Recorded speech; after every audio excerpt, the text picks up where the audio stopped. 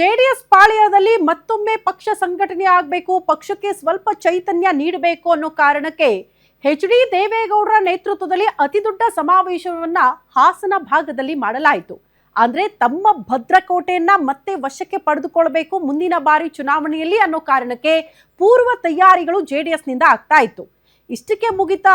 ಇಲ್ಲ, ಇದಕ್ಕೆ ಕೌಂಟರ್ ಕೊಡಬೇಕು ಅನ್ನೋ ಕಾರಣಕ್ಕೆ ಕಾಂಗ್ರೆಸ್ ನಾಯಕರು ಕೂಡ ಈಗ ಕಂಪ್ಲೀಟ್ ಆಗಿ ಅಲರ್ಟ್ ಆಗಿದ್ದಾರೆ. ನಾವು ಸಮಾವೇಶ ಮಾಡೋಣ, ನಾವು ಶಕ್ತಿ ಪ್ರದರ್ಶನ ಮಾಡೋಣ ಅಂತ. ದಳಪತಿಗಳ ಶಕ್ತಿ ಪ್ರದರ್ಶನ ಬೆನ್ನಿಗೆ ಕಾಂಗ್ರೆಸ್ ಕೂಡ ಅಲರ್ಟ್ ಆಗ್ತಾ ಇದೆ. ಗೌಡರ ಭದ್ರಕೋಟೆಯಲ್ಲೇ ಕೌಂಟರ್ ಸಮಾವೇಶಕ್ಕೆ ಪ್ಲಾನಿಂಗ್ ಗಳಾಗ್ತಾ ಇದೆ. ಸಿಎಂ ಡಿಸಿಎಂ ಇಬ್ಬರಿಂದಲೂ ಹಳೆ ಮೈಸೂರು ಭಾಗವನ್ನ ಟಾರ್ಗೆಟ್ ಮಾಡಲಾಗಿದೆ. ಸ್ಥಳೀಯ ಸಂಸ್ಥೆ ಚುನಾವಣೆಯಲ್ಲಿ ಟ್ರೆಂಡ್ ಸೆಟ್ ಮಾಡಬೇಕು ಅಂತ ಡಿಕೆ ಶಿವಕುಮಾರ್ ಪ್ಲಾನ್ ರೂಪಿಸಿದ್ದಾರೆ. ಜಿಲ್ಲಾ ಹಾಗೂ ತಾಲೂಕು ಪಂಚಾಯತ್ ವಶಕ್ಕೆ ಡಿಕೆ ಶಿವಕುಮಾರ್ ತಂತ್ರಗಾರಿಕೆ ರೂಪಿಸಿದ್ದಾರೆ. ಈ ಮೂಲಕ ದಳಪತಿಗಳ ಅಬ್ಬರಕ್ಕೆ ಬ್ರೇಕ್ ಹಾಕೋದಕ್ಕೆ ಸಮಾವೇಶ ಮಾಡೋಣ ಅಂತ ಚಿಂತನೆ. ಹಾಸನದಲ್ಲಿ ರಜತ ಮಹೋತ್ಸವ ಸಮಾವೇಶವನ್ನ ಜೆಡಿಎಸ್ ಮಾಡಿತು. ಸಮಾವೇಶದಲ್ಲಿ ಸರ್ಕಾರದ ವಿರುದ್ಧ ದಳಪತಿಗಳು ವಾಗ್ದಾಳಿ ನಡೆಸಿದ್ರು. ದಳಪತಿಗಳ ಶಕ್ತಿ ಪ್ರದರ್ಶನದ ಬೆನ್ನಿಗೆ ಸಿದ್ದರಾಮಯ್ಯ, ಡಿಕೆ ಶಿವಕುಮಾರ್ ಕೂಡ ಅಲರ್ಟ್ ಆಗಿದ್ದಾರೆ. ಹಳೆ ಮೈಸೂರು ಭಾಗದಲ್ಲಿ ಜೆಡಿಎಸ್ಗೆ ತಿರುಗೇಟು ಕೊಡಬೇಕು ಅಂತ ಲೆಕ್ಕಾಚಾರಗಳು ರೂಪುಗೊಳ್ತಾ ಇದೆ.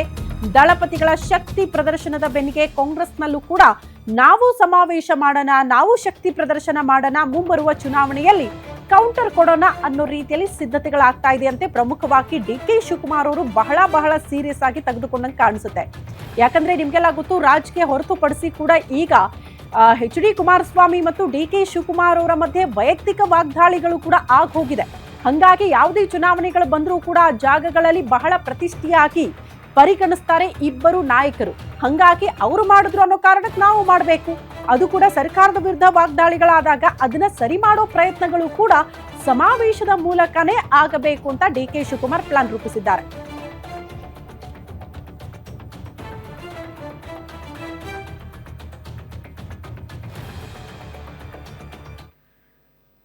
ಈ ಬಗ್ಗೆ ಮತ್ತಷ್ಟು ಡೀಟೇಲ್ಸ್ ಅನ್ನ ಪಡ್ಕೊಳ್ಳೋಣ. ನಮ್ಮ ಪ್ರತಿನಿಧಿ ದುರ್ಗೇಶ್ ನೇರ ಸಂಪರ್ಕದಲ್ಲಿ ಜಾಯಿನ್ ಆಗ್ತಿದ್ದಾರೆ.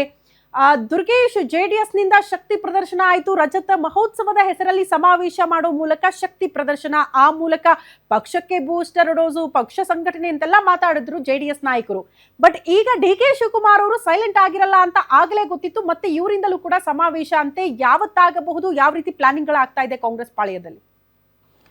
ಎಸ್ ಶ್ರುತಿ, ಏನು ಹಾಸನ ವಿಚಾರಕ್ಕೆ ಸಂಬಂಧಪಟ್ಟಂತೆ ಕಾಂಗ್ರೆಸ್ ಜೆ ಡಿ ಎಸ್ ನಡುವೆ ಸಾಕಷ್ಟು ಫೈಟ್ ಶುರುವಾಗಿರುವಂಥದ್ದು. ಏನು ದಳಪತಿಗಳ ಭದ್ರಕೋಟೆ ಜೆ ಡಿ ಎಸ್ಗೆ, ಅದರಲ್ಲೂ ಕೂಡ ನೆಲೆ ಕೊಟ್ಟಂಥ ಕ್ಷೇತ್ರ ಹಾಸನ.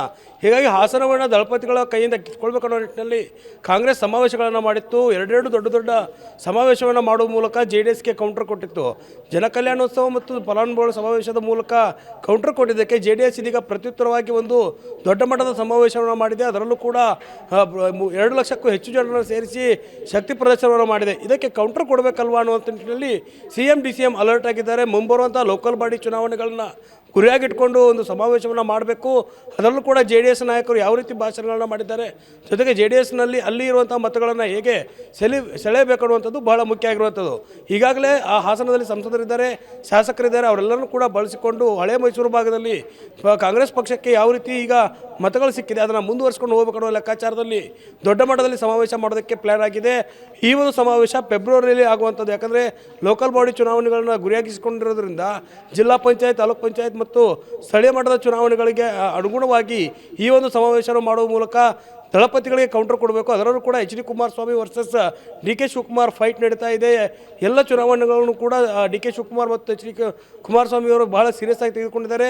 ಮುಂಬರುವಂಥ ಚುನಾವಣೆಗೂ ಕೂಡ ಈ ಒಂದು ಈ ಲೋಕಲ್ ಬಾಡಿ ಚುನಾವಣೆಗಳು ವೇದಿಕೆ ಆಗೋದ್ರಿಂದ ಬಹಳ ಮುಖ್ಯವಾಗಿ ಈ ಲೋಕಲ್ ಬಾಡಿ ಚುನಾವಣೆಗೆ ಮುಂಚೆ ಸಮಾವೇಶ ಪಾಲಿಟಿಕ್ಸ್ ರಾಜ್ಯದಲ್ಲಿ ಶುರುವಾಗೋದಂತೂ ಫಿಕ್ಸ್ ಎನ್ನಲಾಗ್ತಾ ಇದೆ. ಶ್ರುತಿ. ಓಕೆ ದುರ್ಗೇಶ್, ಧನ್ಯವಾದಗಳು ತಮ್ಮೆಲ್ಲ ಮಾಹಿತಿಗೆ.